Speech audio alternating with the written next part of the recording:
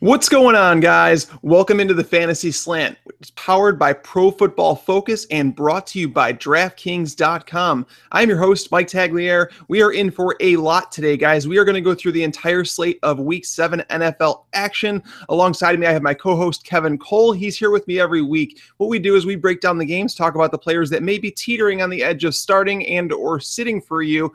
Not so much the obvious plays. We may touch on some trade targets, things like that. And Kevin, that's where I actually wanted to start it today before we got into the slate of games. I actually read your article in regard to target shares and things like that, and I was going through it, and I found it interesting. You know, last week you came across Diggs, Stephon Diggs. You called it out before it kind of happened. Now all of a sudden he's the big waiver wire ad. And I also, the area that I actually found really nice, like what Demaryius Thomas, Emmanuel Sanders. Could you let some of the listeners know, what you talked about in that piece in regards to maybe some of those people that would have been scared to go out and trade for an Emmanuel Sanders or a Demaryius Thomas? Yeah. One of the big things that I wanted to look at is how those guys are performing in relation to Peyton. I mean, I think Peyton is there's a dark cloud over that entire offense because of it. But if you look at where he's passing the ball, it's really being dominated by Sanders and by Thomas. I mean, getting anywhere near that 30% target number is elite. I mean, I think there were only 5 or 6 guys who had 30% or higher target share last year. This year, you have Thomas, who's I think at 33%, and then Sanders, who's at 27%. So they're averaging 30% apiece. I mean, that's a tremendous slice for only 2 players to be getting. Owen Daniels is essentially doing nothing. The third wide receiver is maybe getting a target here or there. The running backs aren't very involved in the passing game. So even though Peyton Manning isn't putting up big numbers, he is getting the ball to those 2 guys. So in particular in PPR leagues where they're getting so many targets, they're getting a lot of receptions. They're not getting a lot of yards per reception, but they're getting a lot of receptions. They're right around that number 10 wide receiver on the season. Sanders a bit better than Thomas because he has a couple more touchdowns, and that's without scoring any touchdowns. So if they get any positive touchdown regression, I think they'll be doing pretty well. And it's one of those situations where you shouldn't necessarily, downgrade them severely because of Peyton Manning because they're getting such a high share of the targets.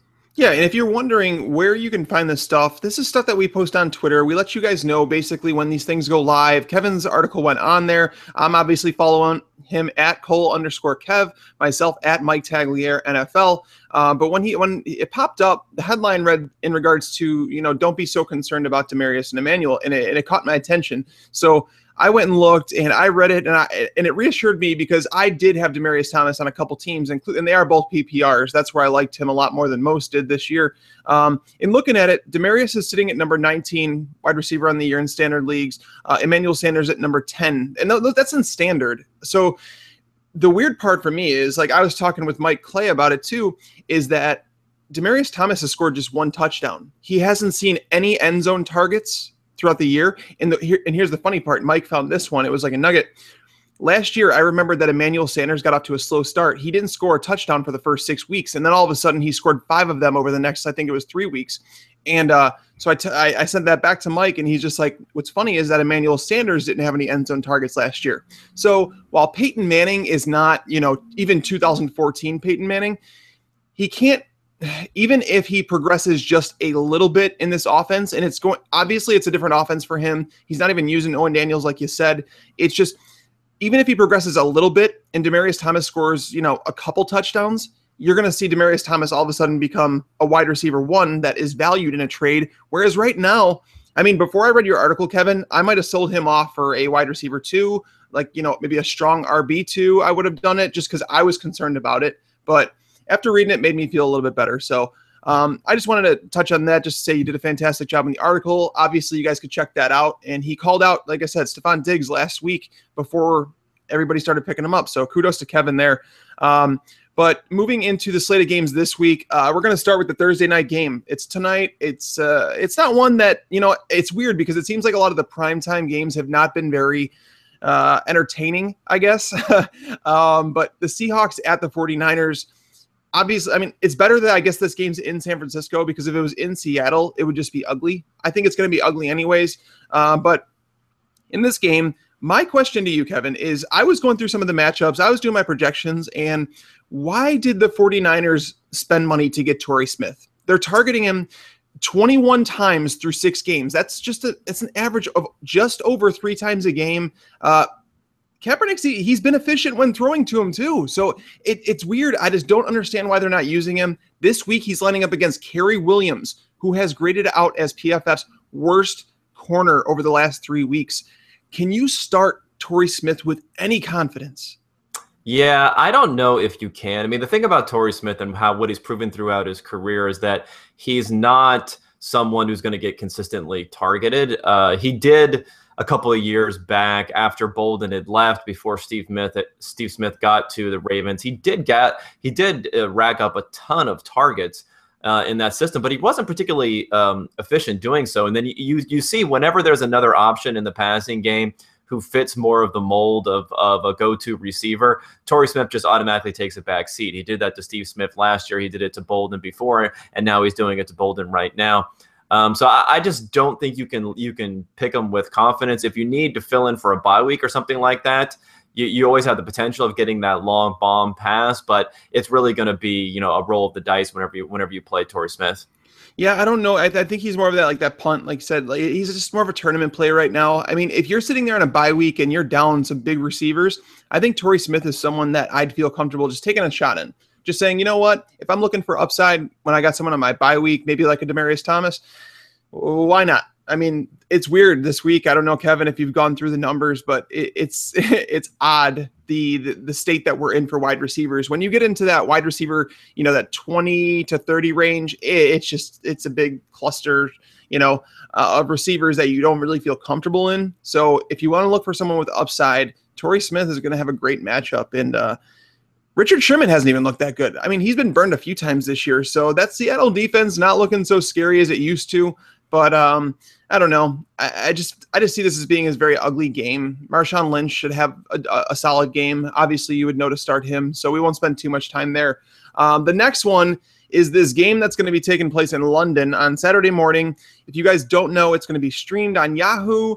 I don't know. I don't know if this is a game that you really want to promote as the NFL, with the Bills headed to London to play the Jaguars without Tyrod Taylor, without Carlos Williams, without Percy Harvin, without Sammy Watkins. Like, this Bills offense is it's awful. That's the best way to put it. The Jaguars, have you heard anything, Kevin? It's weird. Allen Robinson, is he going to play?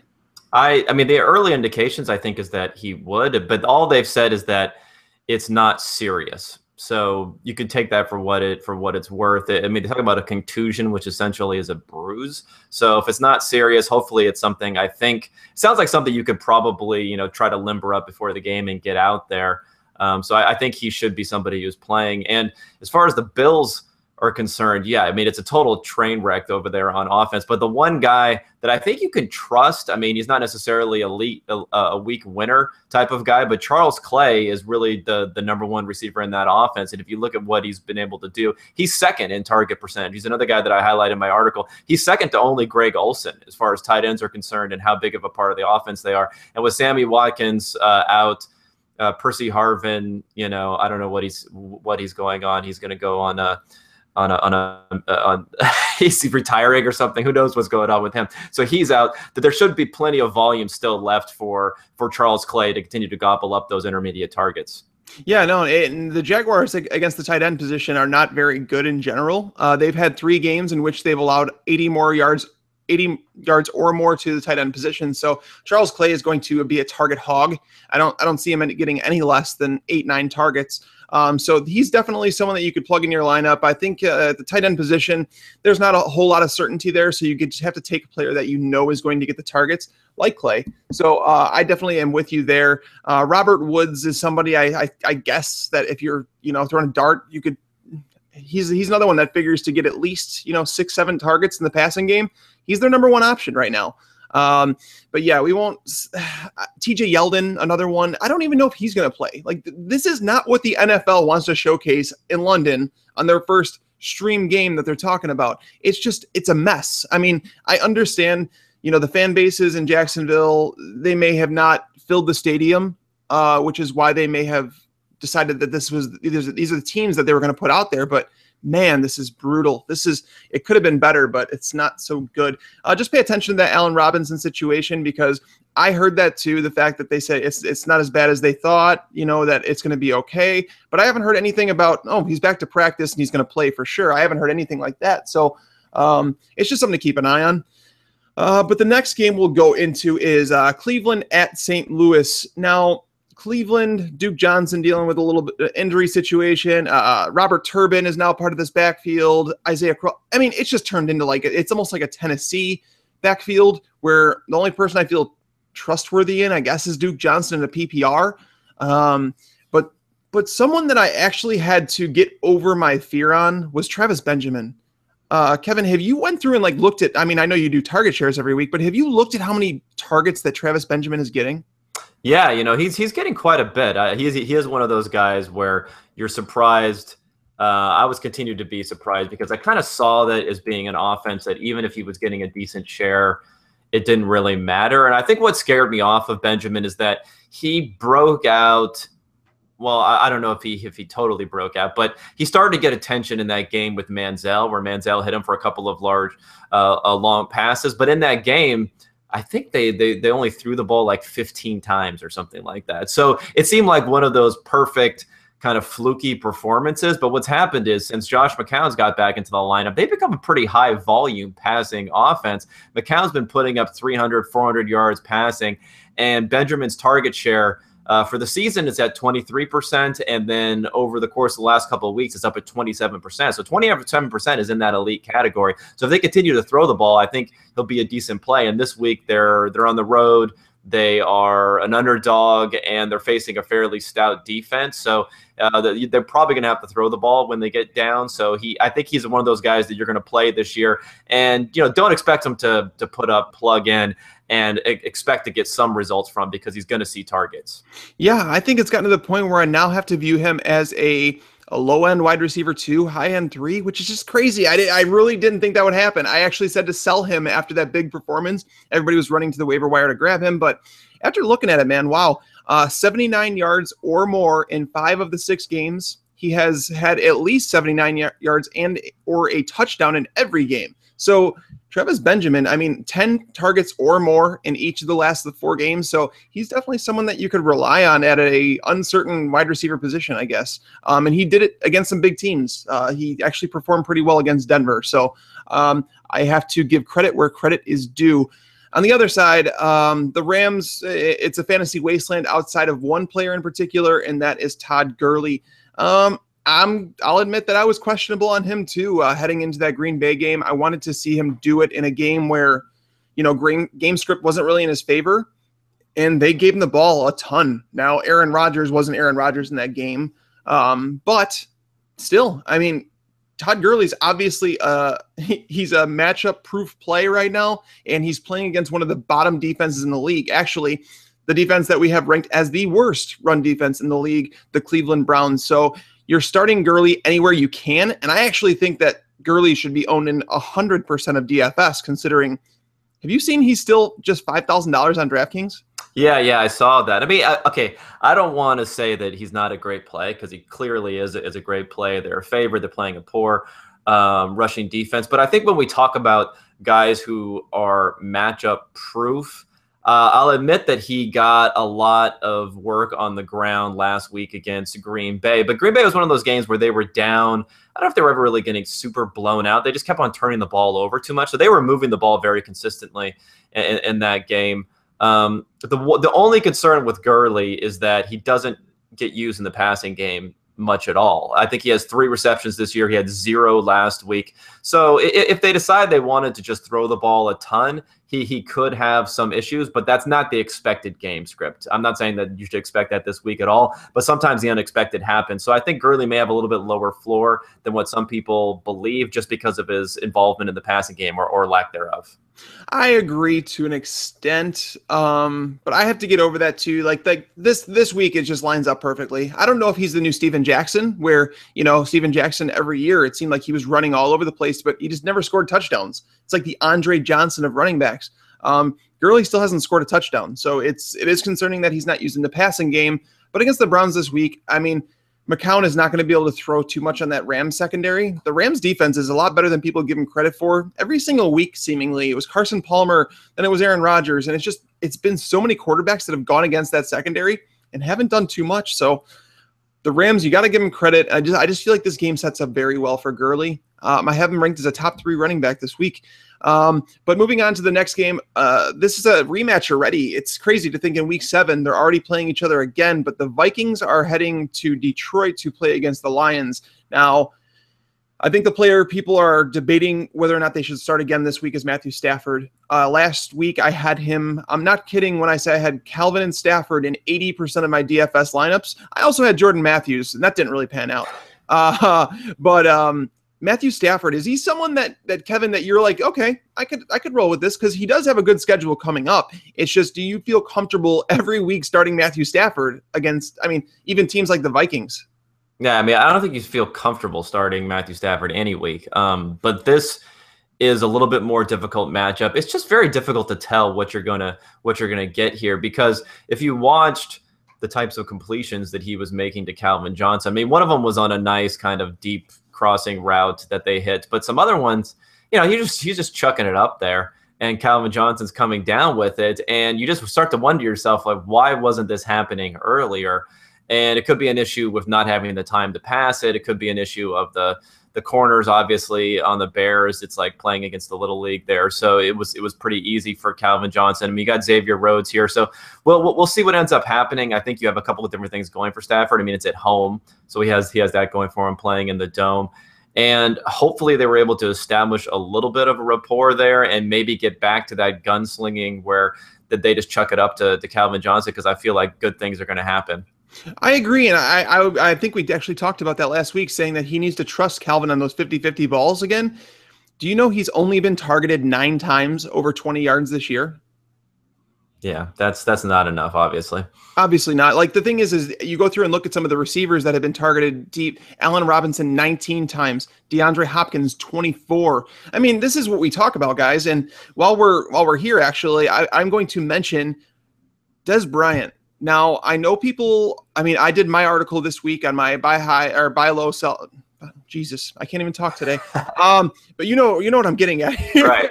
Is I talked about Des Bryant being a buy low, because a lot of people are sitting there, even the people that own Des right now, they're kind of just like, well, when he comes back, he's going to be meh, with Matt Castle at quarterback, and it's not the same offense he's returning to, and we need to wait for Tony Romo, so they might sell him off a bit cheaper.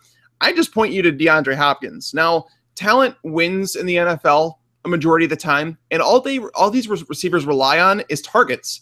Now, Travis Benjamin, he's the only thing, well, I guess outside of Gary Barnidge, but the only thing they have going for them in Cleveland, but yet he's seeing the targets, he's producing. Des Bryant is that talent. Like, he is that good. So if you can go out there and get Des Bryant right now for cheap, that owner is likely, he might be in a tough spot. Maybe he might be sitting at 1-5, 2-4, and thinking, Des isn't even going to be Des when he comes back. If you're in a good spot, I would trade for Des Bryant right now. Are you on board with that, Kevin?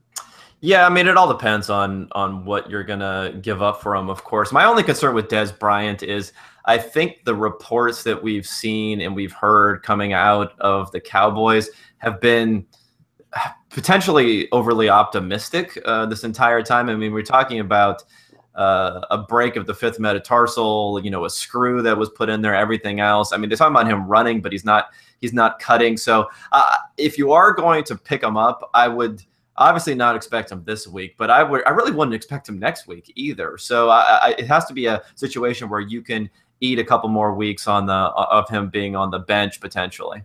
Yeah, no, it's a rough spot. But that's why I'm saying is, like, if you're able to give up somebody like a wide receiver 3 for him right now and just say, you know what, whatever, I can let him sit on my bench until he comes back. I just think that people are underestimating what he's going to do, even with Matt Castle. But I do understand there definitely is some uncertainty around it. But we'll move on from that. I just wanted to make sure we touched on that real quick. But moving on to the next game, Houston Texans at Miami Dolphins. While Arian Foster has produced fantasy numbers, he's been kind of disappointing in terms of actual play. He's not running the ball very well. All of his fantasy points seem to be coming from receptions.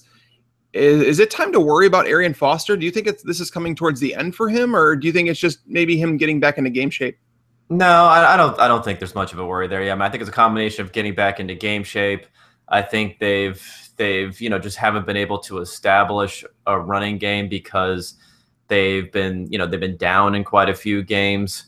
I think it's a situation where he looks pretty good to me. I mean, I realize, like you said, that the yards per carry is not up, but then nobody is really running the ball particularly well for the Texans right now. So I'd stick with him. And you mentioned the passing game. As long as he's getting you that passing game work, I think you're fine. And he's going to be a guy where they can get near the goal line. I expect him to kind of turn things around and maybe even get a touchdown this week.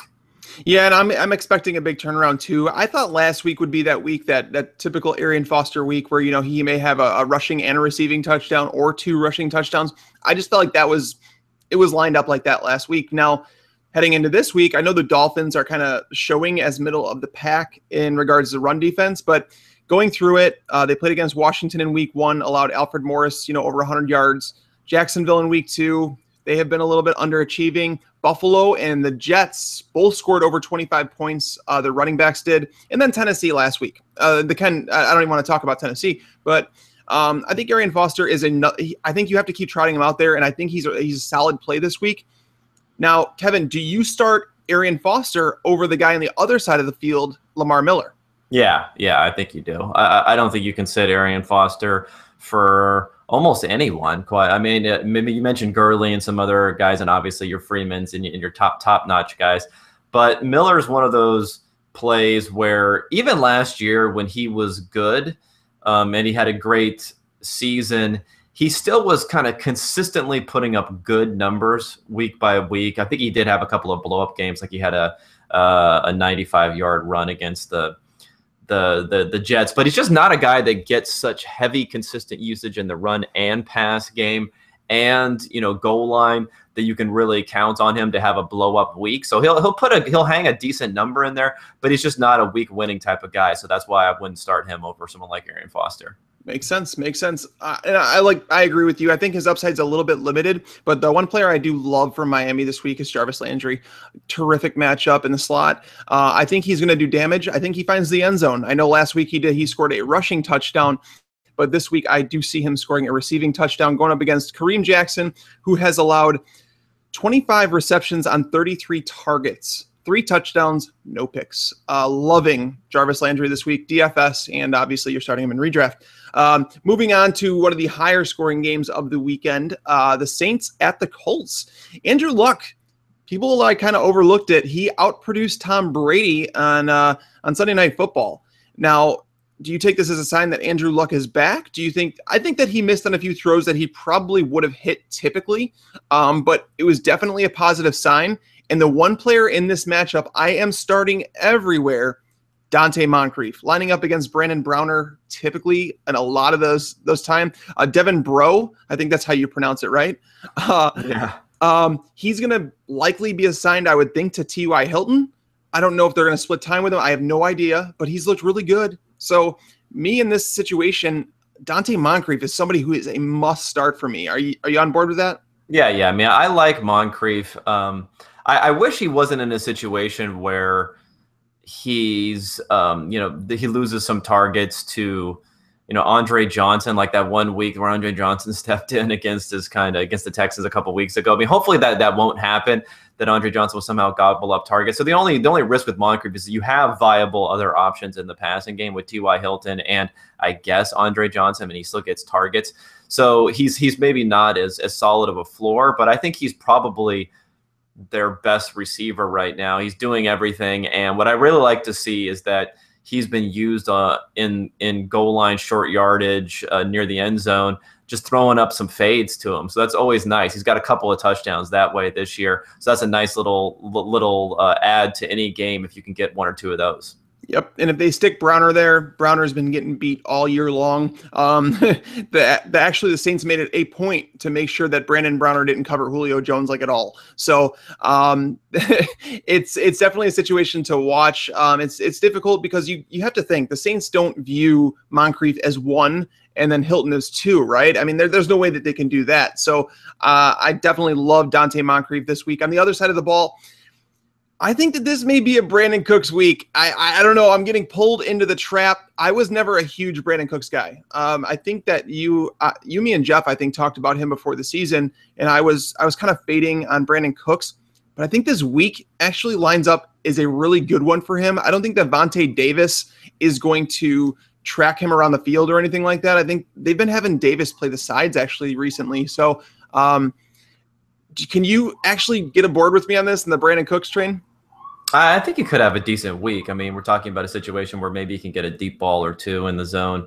I mean, in the dome, if Breeze's arm is back to full strength. I think there's just a very strange year for New Orleans because you basically have Breeze who's playing okay, and they have decent totals every week. So it's not like they're seen as being a low-scoring team.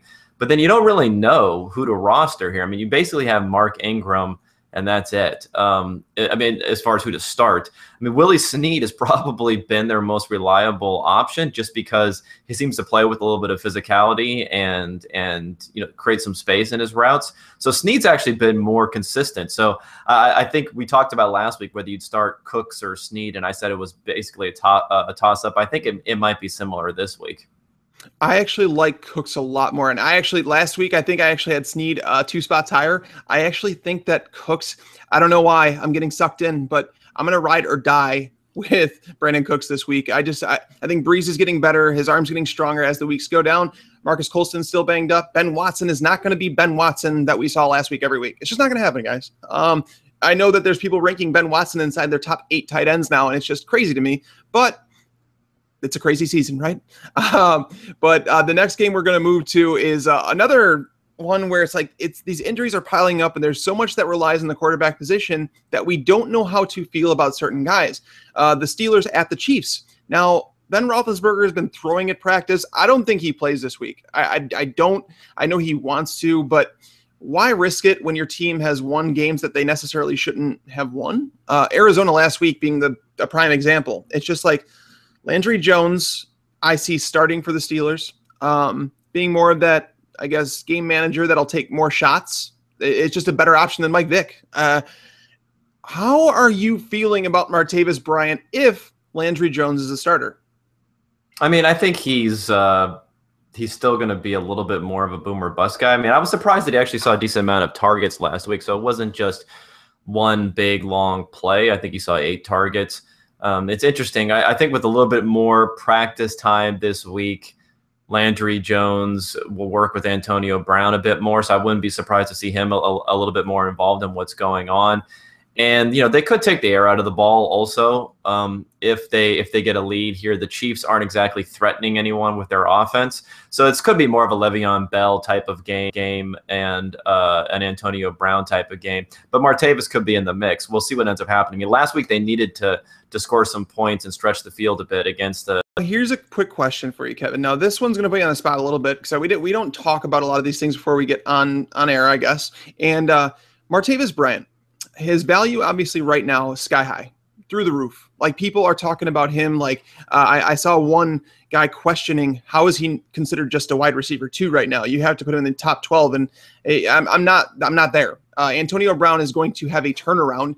There are not many offenses in the NFL that can support the top running back as well as the top receiver, which we have in Le'Veon Bell and Antonio Brown. Well, when Ben's there, but let alone another top 12 receiver. So, me with Martavis Bryant right now, do you sell high on him? Do you say, you know what, I'm not going to buy the hype? Or do you say, you know what, this could be Josh Gordon a la a couple years ago, and I'm not selling him?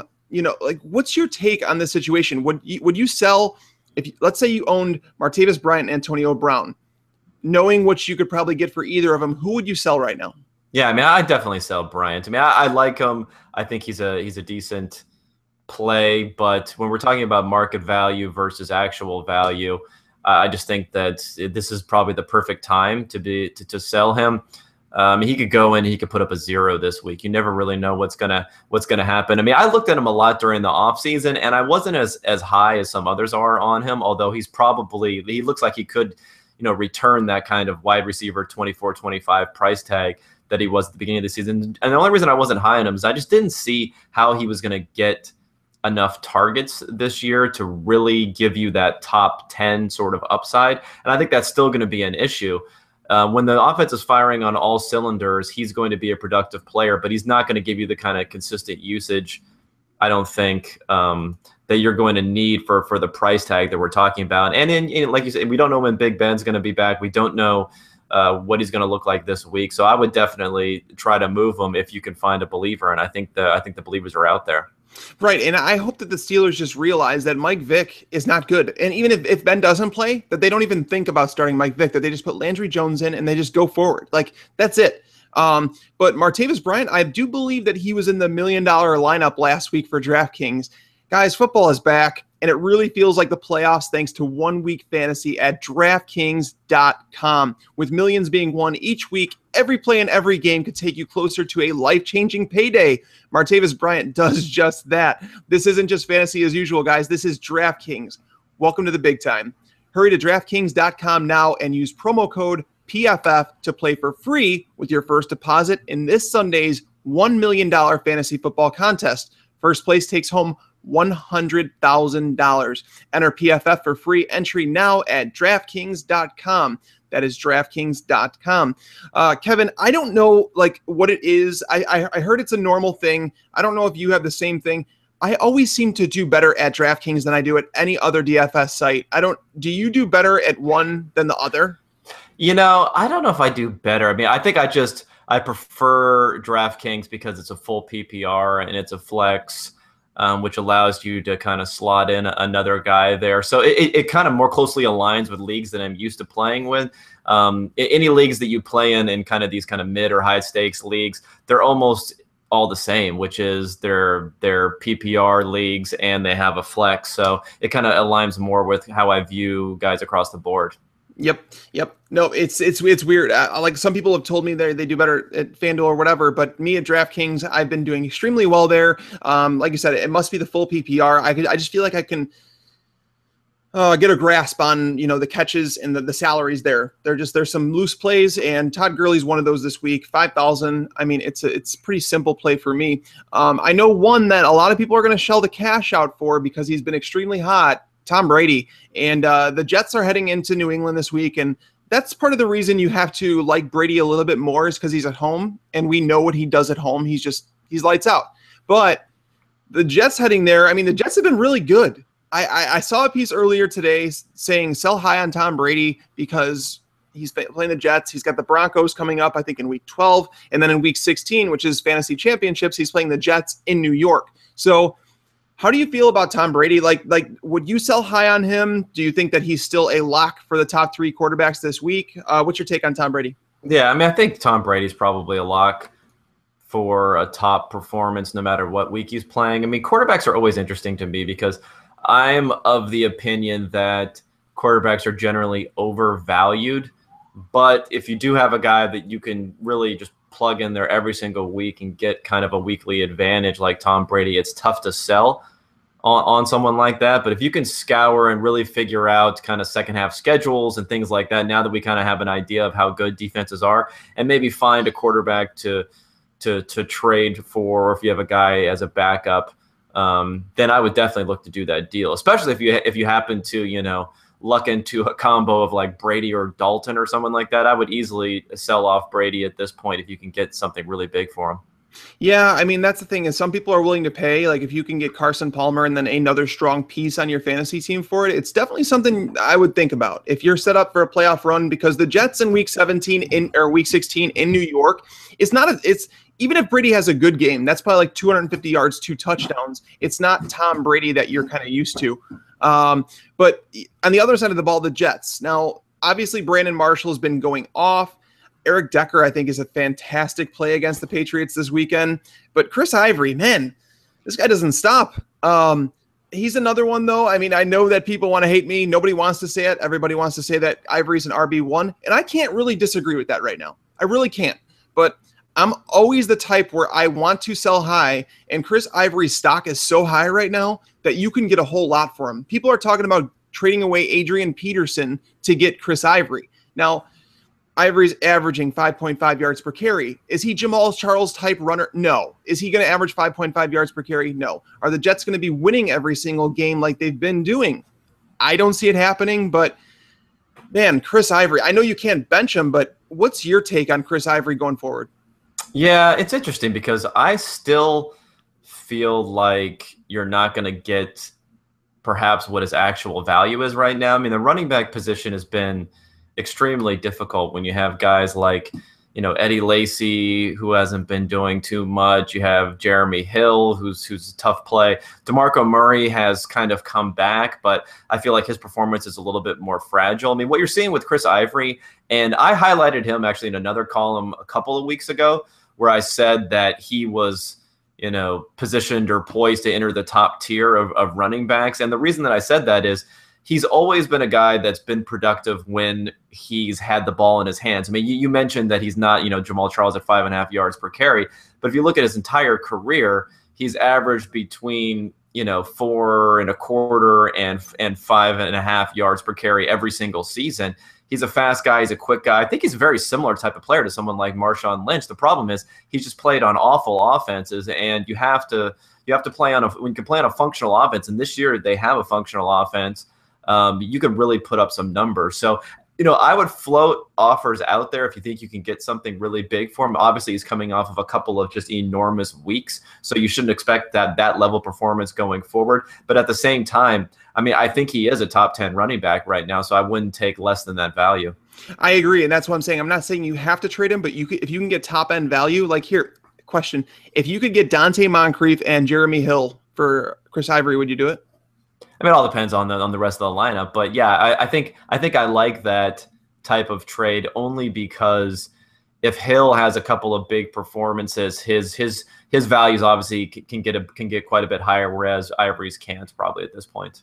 Yeah, very good. Very good. I agree. All right. So moving on to a team that's coming off the bye week, the Tampa Bay Buccaneers and the Washington Redskins. The Redskins, obviously, we know what they are at this point. Pierre Garçon's going to be a target monster. Crowder should be a solid PPR option in this game. The run game. This is the week where I am going to recommend that you play Alfred Morris. I know that it's hard for me to do. I mean, this guy was literally borderline droppable, and I still think that he may be. But the Buccaneers, this sets up as a game where with Matt Jones still coming off that sprained toe, I don't know if it was turf toe or whatever, but he's back to practicing. But I think this just sets up as a week where you can use Alfred Morris as an RB2, like a low-end one, and feel comfortable about it. Kevin, would you feel comfortable if you had Alfred Morris to start him? I wouldn't if Matt Jones is playing. If Matt Jones isn't playing, then I think you can feel decently comfortable. Gotcha. Who are some players that are around that range, like Doug Martin? Okay, Doug Martin's heading up against the Washington Redskins front. Now, we know what Chris Ivory did to them last week. If you had to start one running back, let's say that Matt Jones, they say he's going to be limited. He's going to be playing, but limited. Who would you start, Doug Martin or Alfred Morris? That's a tough one. I think I'd still start Doug Martin just because I just can't get behind guys who aren't involved in the passing game at all. And the thing is, they've actually been running Chris Thompson a decent amount. I think they think he brings kind of a dynamic kind of force to their backfield because Cousins just doesn't stretch the field at all. I mean, if you look at where he's throwing the ball, it's a lot of underneath stuff to Garçon and to Crowder, and obviously Jordan Reed was kind of their number one option. If Jordan Reed returns this week, I think he's the type of guy that's probably undervalued. I saw him. I actually scooped him up off of the waiver wires in a couple of leagues. I think people had written him off. I mean, who knows? He could get another concussion and be done for the season. But he's probably a top 5 tight end right now as far as what he can do with volume. So I think there's still other options for the Redskins as opposed to Doug Martin's a guy who hopefully can get some volume, but he's definitely fragile because if they get behind, Sims is heavily involved. Yep, I agree. And I think that they view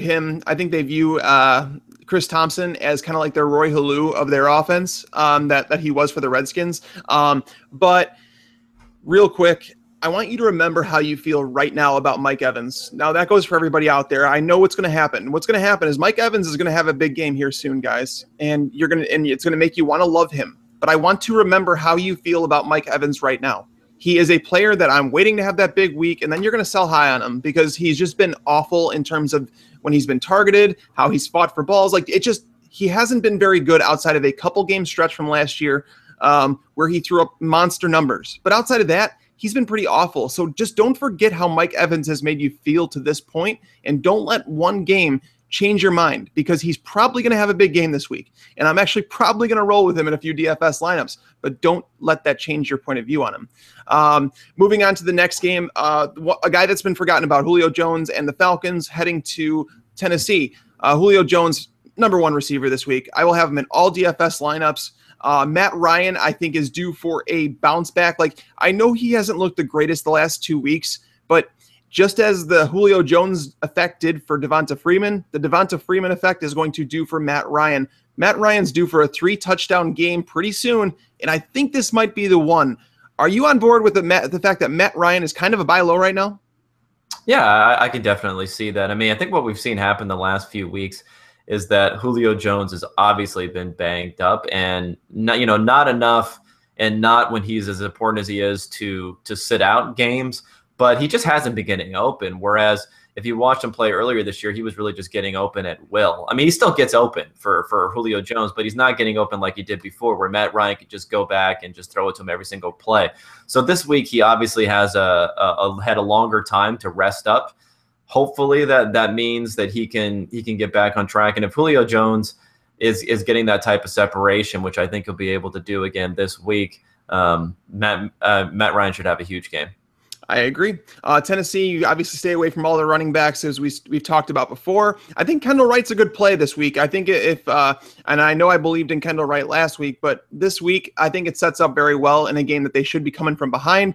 The Falcons play sides with their corners. Nobody follows anybody around the field. So I think Kendall Wright's due for a bounce back performance with Zach Mettenberger at quarterback or Mariota. I actually think it would be better off for the Titans as a whole just to let Mariota rest up and let Mettenberger go out there, showcase his trade value, because I think Mettenberger can start for a few NFL teams. The next game, the Raiders at the Chargers. I saw some news this morning, Kevin. I don't know if you saw it, that Antonio Gates actually banged his knee. Like, he hurt his knee at the end on the final drive last week, which may explain why he wasn't used, or he wasn't the one targeted on, one of those final plays that they went into the end zone. Did you hear anything about the Antonio Gates thing?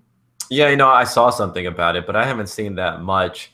It's kind of like the joke with Jason Witten a few weeks ago, where he had 2 sprained ankles, and the joke was, how could you tell, when you see him running out there? And I think it's somewhat similar with Antonio Gates. I mean, he's not Ladarius Green. He's not running, down the seam.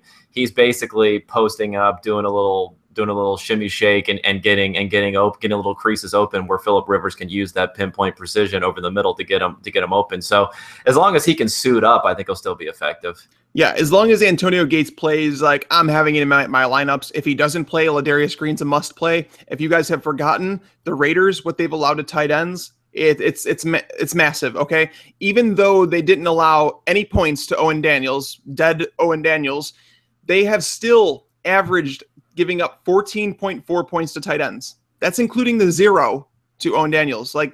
Yes, you're starting. Honestly, people have made the argument to me that you could actually start Antonio Gates and Ladarius Green this week against the Raiders. It's that bad. But moving on to the Cowboys at Giants, we saw the Giants on Monday night. Like, what was that? What was that game? I don't even know where to begin. Their offense to start the game was an Eli. He completed his first 10 passes, and then they didn't score a point for the rest of the game. Like, what is going on with this Giants offense? Yeah, I don't know. It's interesting because I remember last year, it's kind of seared into my memory that I was getting more into DFS, and then they were playing against the Philadelphia Eagles somewhere in the middle of the season, or in the front half of the season, I think. And I remember it was one of those plays where everything was lining up for Eli Manning, because the Eagles were just hemorrhaging points. I think they gave up 1 billion points to Kirk Cousins the week before or something like that. And you put him in there, and he just totally stunk up the joint. So Eli will stink sometimes, and then he'll be good other times. So you're not going to get consistent performances out of Eli, but I don't think one stinker means that something has fundamentally changed about Eli Manning. He's just not a consistent performer. Eli Manning will stink from time to time. That's what we want you to take from this podcast today. Actually, I just looked at it. The game you're talking about is from week 6 last year. 13 of 23 for 151 yards, no touchdowns. That's what Eli Manning did last year when you used him in DFS. But I mean, this offense, I think Ruben Randall's more hurt than they want to let on. Every single time he caught the ball last week, he went down. He just laid down. He didn't want to take a hit. He didn't want to run after the catch. He looks like he's hurt. And I don't know why he's out there if he's hurt that much. But Odell Beckham, obviously, he looked just fine. I saw him running his pregame routes. He looked good. I just don't know what's going on. These beat writers, they tell you, well, if there was a practice, he wouldn't have practiced. And that was on Saturday. So I don't know. It's a bunch of smoke that they try and put up there. But this week, the Giants hosting the Cowboys, it's another rematch. We've already seen this. Eli is typically not as good in divisional games. We've actually graded Eli as negative, like a -3 or more in 4 of the 6 games this year. So he just hasn't looked very good. It may just be to the fact that he's missing a couple of his weapons, like Ruben Randall's not 100%, Victor Cruz, and Shane Vereen is being underutilized. But on the other side of the ball, it's that week, Kevin. Christine Michael. It's Christine Michael truthers. It's their time. It's a week where it's funny because I own Christine Michael in a dynasty league. I've been holding on to him, waiting for him to get an opportunity, and I'm not excited for this week. I don't know why. I just feel like it's being overblown. I think people are thinking that the Cowboys are going to give the keys to Christine Michael and say, here, you're going to run the ball 20 times. I don't think that's going to happen at all. As a matter of fact, I think it's going to be a even messier timeshare. I think that I projected Joseph Randall to get, I think, 11 carries, Christine Michael 10, Darren McFadden a couple, and McFadden's being used in the pass game. Do you think I'm wrong in that, or do you think that Christine Michael is going to get the lion's share of carries here? I mean, it's one of those classic kind of hot hand type of situations, so you really don't know what to expect. I mean, the one thing that Michael brings is a physicality, is a 220-pound sort of frame, where Joseph Randall is obviously more in the 205 sort of range, and then Darren McFadden's also a little bit lighter guy, and he just kind of, I mean, if Darren McFadden runs the ball, he just runs really fast and then falls down when someone tackles him. So he's really been more effective in the pass game, not in the run game. It's possible something can happen, but I actually feel like expectations are tempered a bit more than they ever have been in Michael's career. I mean, if he would have gotten this start pretty much any week, prior to these last few weeks, let's say when he very first came over to the Cowboys, or any time in his career, people would have been, there would have just been parties all over the place. Whereas I think there some expectations are tempered. So, but we'll see. I mean, they still have a pretty dominant offensive line, and the Giants haven't exactly been a dominant run defense. So anything can happen. I would say if you own him, the risk reward is definitely skewed to the upside. So I would hold on to him and see what happens. If he has that type of blow up performance, you'll have to see what you could potentially get for him then. Well, yeah, I mean, that's the thing is if Christine Michael, now first off, is it Kristen or Christine? Because I think it's Kristen, but I think people are only saying that because it sounds a little bit less like a woman's name. I don't know. They both sound, I mean, it's tough to say. Chrissy. Why wouldn't you just call him Chris then? Chris Michael. I don't know. He likes Kristen. So, I mean, what can you do? I'm sticking to Christine because there's an E on the end of it. But anyways, if Kristen Michael, whatever his girl name is, if he breaks off like an 80-yard touchdown run, Twitter equals end. Over. I will stay away from Twitter for a long time after that. But going into the Sunday night game, we get to watch the Eagles on primetime television again. Good God. Sam Bradford, the weird part is he's regressed. I mean, Sam Bradford was better than people thought he was in St. Louis, if that makes sense, with the limited options. And he's worse in Philadelphia with Chip Kelly. Like, I don't know what happened to Sam Bradford. I know the one interception, that's on Riley Cooper. He just stopped. He stopped in his route. It was, as Collinsworth said on their broadcast, it was their standard route that they run. They ran it earlier in the game. Like, he just stopped. But DeMarco Murray has emerged. Jordan Matthews, what the heck's going on with Jordan Matthews? Can we put him in our lineup still as a wide receiver too? Or are you saying on my bench until further notice? Yeah, it's tough. I mean, you have to have other players to put into the lineup. I actually benched him in a few leagues last week, but that's only because I have some well, I draft a lot of wide receivers early, so I had the options to do so. The thing is, he's still getting targeted. He's just kind of a lower ceiling guy because all of his targets come on these crossers that are either somewhere between 5 and 15 yards downfield. He's had some drop issues. They've been up in games, so they've been running the ball somewhat effectively. I think he's a guy that you could trust to put up a decent performance, and especially in a week like this week where there's so many different guys on bye, I have trouble seeing him being benched in a lot of different places. Well, I'm going to tell you what. I'm starting Jordan Matthews again, even though he burned me in all my lineups last week. I'm not kidding when I tell you heading into that game, I was already up in my DFS. I made money last week, and I could have made a lot of money had Jordan Matthews come through for me.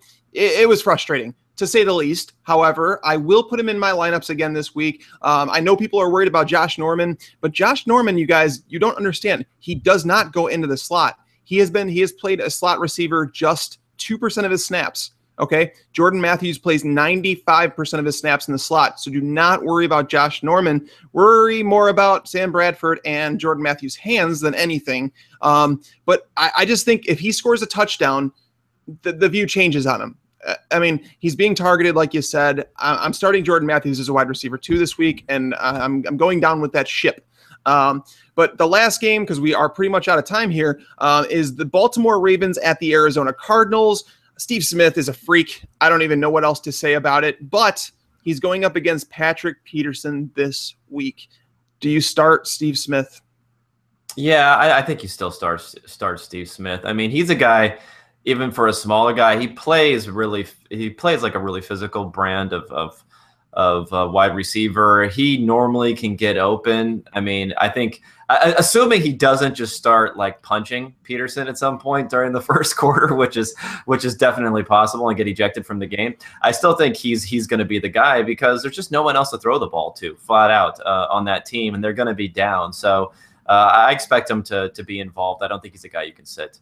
Yeah, I don't know if you think it's possible that the Ravens trade him before the trade deadline to a contender, considering he said that this is his last year. I know he's kind of backtracked on that a little bit, but I'm selfishly hoping that they trade him to a team that's a contender because he's just being wasted. He's being wasted. I know he's performing there for fantasy purposes, but on a real-life standpoint, Steve Smith should be going to a team that's contending, and the Ravens are not doing that. But on the other side, I had a talk with Sigmund Bloom on Twitter about the Cardinals backfield situation, and that Chris Johnson to me is a sell high. You sell high on Chris Johnson. I believe that there's going to be someone that emerges from that Cardinals backfield that takes over.